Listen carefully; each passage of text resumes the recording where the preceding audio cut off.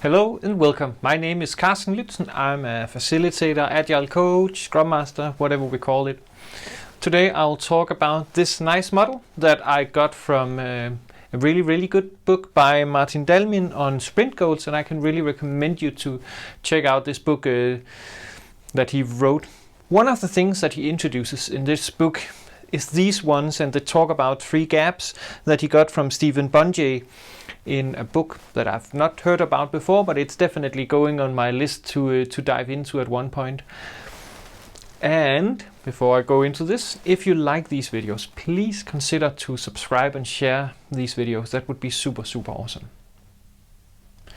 Okay, when we are working with teams, when we are working in a team and we want to change stuff, we are at much of our time is spent making assumptions, right?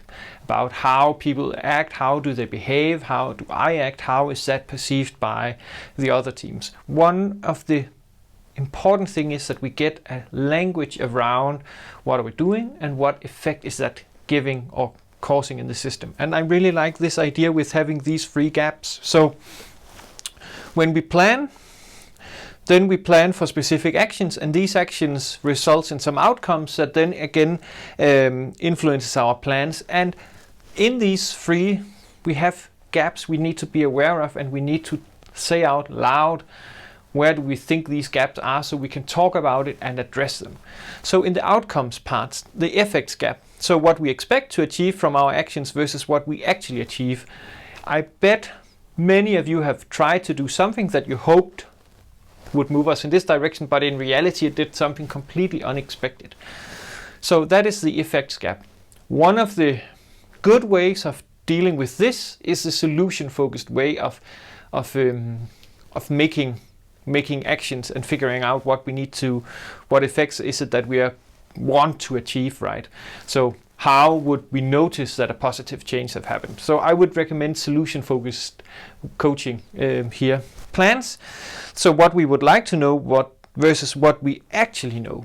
And this is where we need to talk about this classic model with unknowingly incompetent and so on.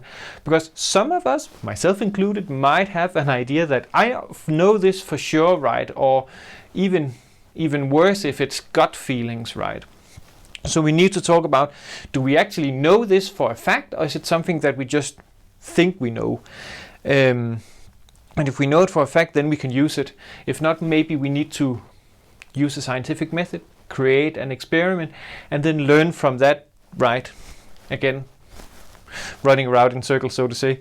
The alignment gap in this action, so what we would like people to do versus what they actually do. Back to this phrase from, I think it was Ford, that has been quoted and misquoted and misused many times. I will misuse it again. So how are people behaving when you're not looking right? Very paraphrased, sorry. But so it might be that we really want people to remember to document stuff or whatever, right? But what are they actually doing? Are they just putting a dot on the page because then the changelog will say, yes, there was an update, everything is a-okay? Or are they actually understanding the intent behind this action? If not, then maybe we need to do it try again with a clearer intent on how to close this alignment gap. So the alignment gap, the ethics gap, and the knowledge gap are 3 gaps that we all should be quite aware of and talk about them openly.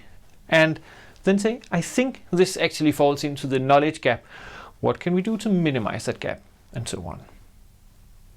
That was it for this video. I'm hoping that some of you will share your ideas or how you have worked with these.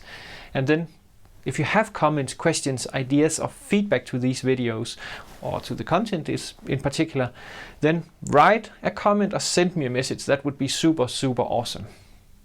And that's it. Have a super awesome day.